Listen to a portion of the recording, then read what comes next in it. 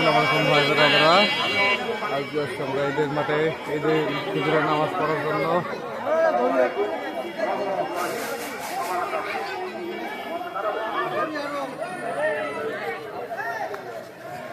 নামাজ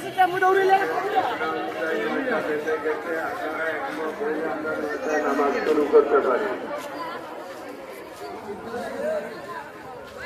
আর আপনারা সময় যদি 5 মিনিট 10 মিনিটের তাও আপনাদের অনুমতি লাগবে। আপনারা যা বলবেন সেটা করা হবে। আপনারা বলেন এখনো রাস্তায় কিন্তু অনেক লোক ঢুকছে গেটে, দেখেন গেটের জায়গা আসছে না ঢুকছে।